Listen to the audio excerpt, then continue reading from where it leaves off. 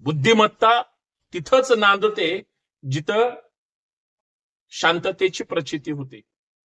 गणदेवता, गणनायक म्हणजे गणपती. खर तर सगळ्या गणांचा आणि गुणांचा राजा म्हणजे गणपती. गणपती उत्सव साजरा केला जातो, धांगडधिंगा केला जातो, डीजे लावला जातो, मोठ्या मोठ्या गाण्यामध्ये त्या ठिकाणी उत्सव साजरे केले जातात. परंतु तिथं ज्या देवतेलाच बुद्धीची देवता म्हणतात, विद्वत्तेची देवता म्हणतात, निर्गुण किंवा तुमच्यावर जे काही अनिष्ट संकट येतील ते निर्विघ्नपणे पार पाडले जातील, विघ्नहर्ता म्हणून त्याला म्हणतात. गणपती अतिशय शांतता प्रिय आणि शांततेने विचार करणारा आणि बुद्धिमान असा नायक होता, जो नायक इथल्या कायम समाजाचं, लोकांचं नवनिर्माणाचं किंवा प्रगतीचा विचार करणारा, शेती, संगीत, शास्त्र, कला, विद्या, स्थापत्य या सगळ्यांच्या विकासाला एक चालना देण्यासाठी त्याने वर्षाला गणसमाजामध्ये प्रतियोगिता त्या ठिकाणी सुरू केली होती. कारण दरवर्षी विविध गणसमाजातील वेगळ्या वेगळ्या कुटुंबातील लोकांच्या कलागुणांना आणि त्यांच्या विद्वत्तेला त्या ठिकाणी सन्मान करता यावा. प्रत्येक व्यक्तीला नाविन्यपूर्ण समाजासमोर कसं चांगल्या पद्धतीनं ठेवता येईल, मांडता येईल, या पद्धतीचा विचार या गणाधीशाच्या बुद्धिमत्तेच्या, विद्वत्तेच्या आणि न्यायाच्या जोरावर समाजाच्या नवनिर्मितीकडे हे सगळं घेऊन जात होतं. शांतता आणि विकास या दोन्ही गोष्टी एका सूत्रात जोडून शांततामय, निरामय आयुष्य कसं जगता यावं यासाठी अत्यंत प्राणप्रिय, गोंगटापासून लांब असणारा गणाधीश, गणनायक हा खर तर शांतीचं प्रतीक होता.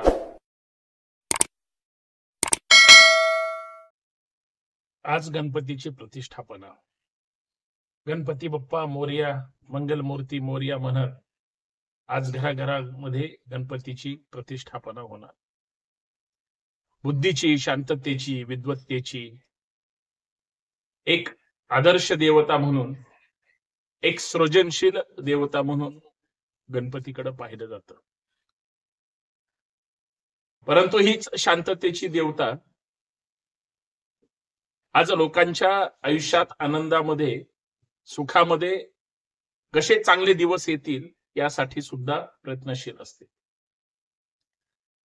जिथं सुरक्षेची खात्री असते, जिथं लोक एकत्र येतात, या एकत्र येणाऱ्या लोकांना पूर्वी गण म्हटलं जायचं. गण याचा अर्थ असा आहे की एकत्र येऊन आपण काहीतरी नाविन्यपूर्ण करू शकतो आणि समाजाला जिथं एकत्र आणायचं असतं तिथं शांतता, प्रगती, अनेक विचार या सगळ्या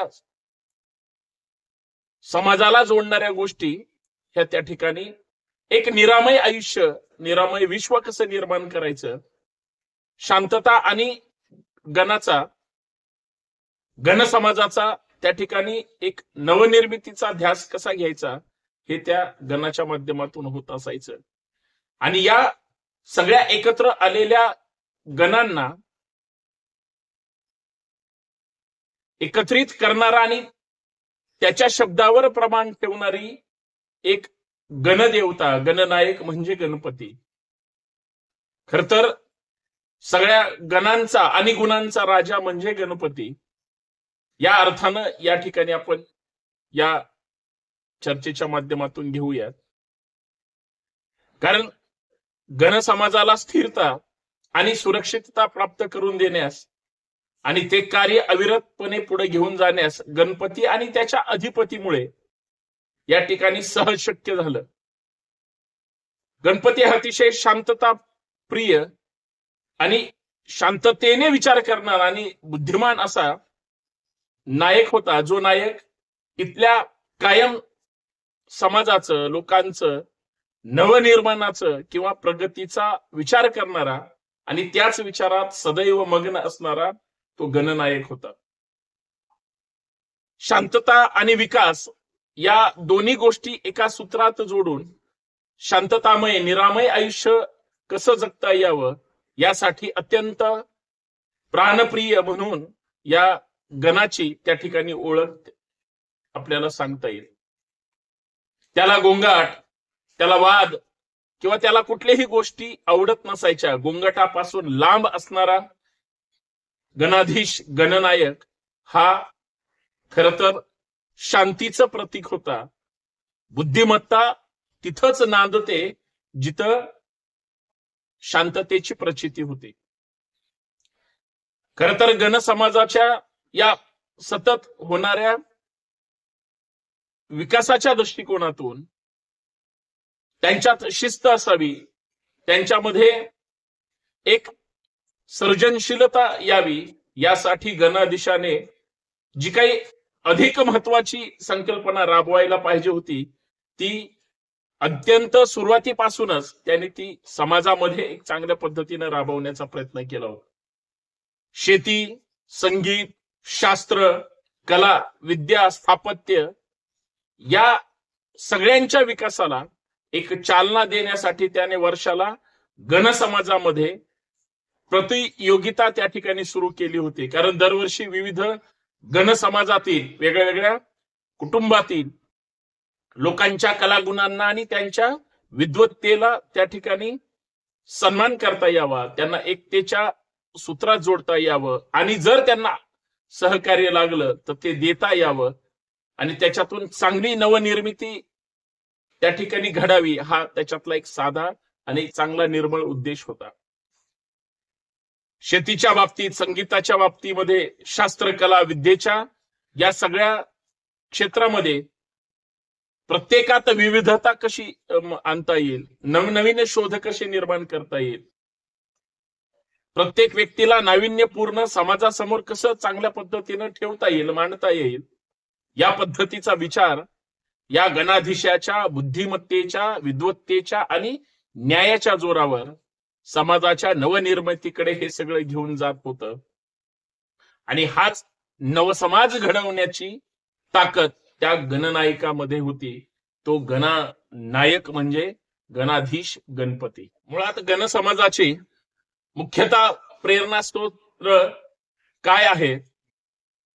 ती सुखाची, आनंदाची, बुद्धीची आणि नवनिर्मितीची आणि मुख्य म्हणजे शांततेची देवता म्हणजे गणनायकाला ज्या पद्धतीने म्हटलं जातं, समाजात अशांतता पसरवणाऱ्या किंवा गणाच्या प्रमुख म्हणून या भूमिकेतून गणपती ह्या उपद्रवी किंवा समाजामध्ये अशांतता पसरवणाऱ्या त्या व्यवस्थेला त्या ठिकाणी एक शांतताप्रिय समाज कसा घडवता येईल, तो त्या पुरस्काराने कसा सन्मानित करता येईल, म्हणजे त्यांच्यातून वाईट गुण कसे काढून टाकता येतील आणि चांगल्या गुणांची पेरणी कशी करता येईल, हे त्या गणनायकांचं किंवा त्यांचं फार मोठं त्या ठिकाणी काम आहे.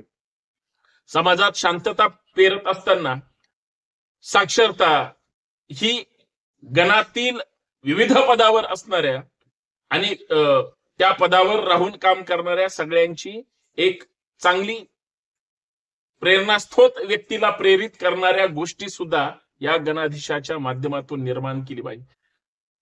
गणपती उत्सव आपण साजरा करतो, गणपती उत्सव साजरा केला जातो, धांगडधिंगा केला जातो, डीजे लावला जातो, मोठ्या मोठ्या गाण्यामध्ये त्या ठिकाणी उत्सव साजरे केले जातात. परंतु तिथं ज्या देवतेलाच बुद्धीची देवता म्हणतात, विद्वत्तेची देवता म्हणतात, निर्गुण किंवा तुमच्यावर जे काही अनिष्ट संकट येतील ते निर्विघ्नपणे पार पाडले जातील, विघ्नहर्ता म्हणून त्याला म्हटलं जातं.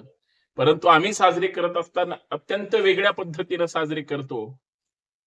यालाच आजच्या या स्थितीमध्ये काय म्हणता येईल? कारण आज सर्व गोष्टीची चिकित्सा जर केली तर आजचा समाज हा गोंगटामध्ये, नैराश्यामध्ये स्वतः मध्ये बुडालेला आहे आणि समाजातील उपद्रवी व्यवस्था, समाजात सतत शांतता कशी कमी करता येईल, अशांतता कशी राहील यासाठी प्रयत्नशील असतात. खरं तर गणपतीने समाजाला दिलेली एक शिकवण कदाचित सगळेच विसरले.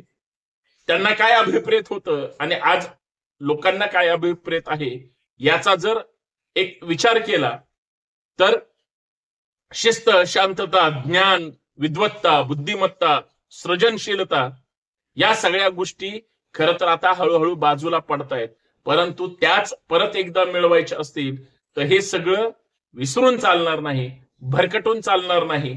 कोणतरी काहीतरी बोलतो, कोणतरी काहीतरी सांगतो, कोणतरी भडकाऊपणा करतो, कोणतरी भपकेपणा करतो, कोणतरी प्रचंड गोंगाट करतो, कोणतरी अशांतता याच माध्यमातून पसरवली जाते. याला कितपत प्राधान्य दिलं पाहिजे आणि याच गोष्टीला गणेश उत्सव म्हणतात का, हे सुद्धा त्या अर्थाने समजून घेतलं पाहिजे. मुळात सर्जनशीलता म्हणजे काय, शांततेची देवता आणि त्यांची विद्वत्ता ही त्या गणाधीशाचा खरंच अपमान नाही का? कारण गोंगाट कुठं आणि बुद्धिमत्ता विद्वत्ता कुठं, ह्या दोन्हीची सरमिसळ जाणीवपूर्वक त्या ठिकाणी होते आणि मग तिथूनच अशांततेला, असमाधानाला किंवा गोंगाटाला त्या ठिकाणी प्राधान्य क्रम मिळतो. हे खरं तर आपण समजून घेणं उत्सवप्रेमी लोकांकडून खरं तर आज संस्कृतीचा विचार करायचा म्हटलं, समाजाचा विचार करायचा म्हटलं, आज समाजात लहानांपासून ज्येष्ठांपर्यंत सगळ्या वयोमानातील व्यक्ती असतात, आहेत सुद्धा. प्रत्येकाच्या वेगळ्या वेगळ्या अडचणी आहेत, प्रत्येकाची वेगळी विचार करण्याची पद्धत आहे. प्रत्येक जण शांततामय निरामय आयुष्य जगण्याचा प्रयत्न करतोय, निरोगी राहण्याचा प्रयत्न करतोय. पण अचानक निर्माण होणाऱ्या गोंगाटातून, कर्णकर्ष आवाजातून आम्ही काय साध्य करतो? खरं तर समाजातल्या बेशिस्तपणाबद्दल जर आज उत्सवाच्या निमित्तानं बोलायचं म्हटलं तर आपण ते टाळता आलं पाहिजे का, टाळलं पाहिजे का, याचा आम्ही कधी विचार करणार आहोत की नाही? जर उत्सव चांगले साजरे करायचे असतील तर तिथं आपला शब्द समोरच्या व्यक्तीला समजला पाहिजे, इतकी शांतता, इतकी सृजनशीलता, इतकी खरं तर विद्वत्तेची परिक्रमा या सगळ्या बाबतीमध्ये ती झाली पाहिजे. कारण समाजामध्ये कर्कश त्या साधनांचा किंवा गोंगाटाचा वापर करून काहीही साध्य करता येणार नाही. मी सुरुवातीपासून आतापर्यंत सांगतोय की आज आम्हाला जर काही चांगलं करायचं असेल तर या सगळ्या गोष्टीतून, ताणतणावातून, त्रासातून एक चांगलं सुखात आणि समाधानात आयुष्य कसं जगता येईल. एखाद्याला सुख देता येईल की नाही माहित नाही, परंतु त्याचं सुख हिरावून घेण्याची ताकद, ते विचार खरं तर आपल्यामध्ये नक्कीच नसले पाहिजेत. चेहऱ्यावरची, मनावरची, विचारांवरची जी प्रसन्नता आहे ती तुमच्या कृतीतून त्या ठिकाणी उमटली पाहिजे. कारण समाजात राहणाऱ्या कोणत्याही व्यक्तीला, व्यवस्थेला कधीही त्रास झाला नाही पाहिजे, याला उत्सव म्हटलं जातं. परंतु उत्सवाचे स्वरूपच इतके विचित्र पद्धतीनं बदलले की आमचे उत्सव आमचे राहिले की नाही.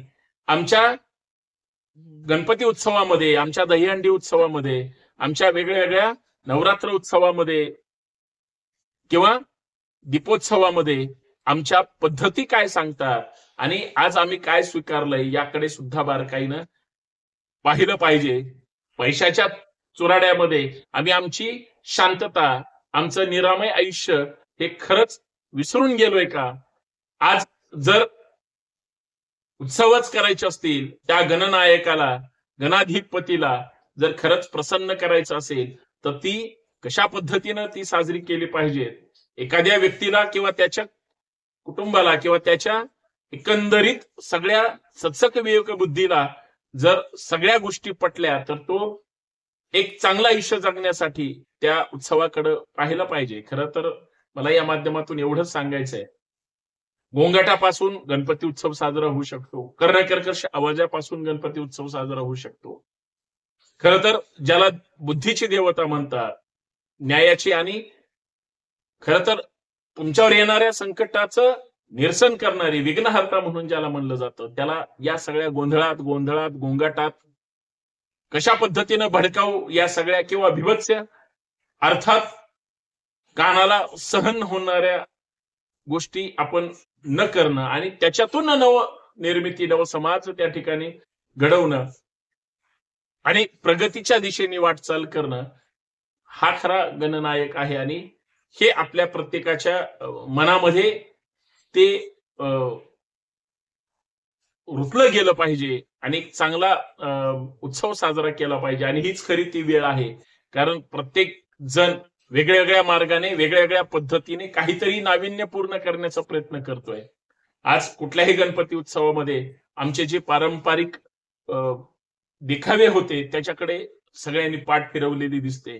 काहीतरी नवीन करण्याच्या ओघामध्ये आम्ही एकदम बिभत्स आणि ज्येष्ठांना, लहान मुलांना, गरोदर महिलांना किंवा सर्वसामान्य माणसाला त्रास होईल असंच आम्ही जास्त संख्येने करतोय. ते थांबावं एवढीच माफक अपेक्षा. आणि सगळ्यात महत्वाचं, शांतता, निरामय आणि इतर चांगलं आयुष्य जगता यावं, उत्सव साजरे करता यावे यासाठी करणाऱ्यांना शुभेच्छा. गणाधीश, गणनायक, गणपती या उत्सवाच्या निमित्तानं जय जयकार करत असताना चांगले सण साजरे केले जावे एवढीच माफक अपेक्षा. धन्यवाद. जय गणेश. जय शिवराय.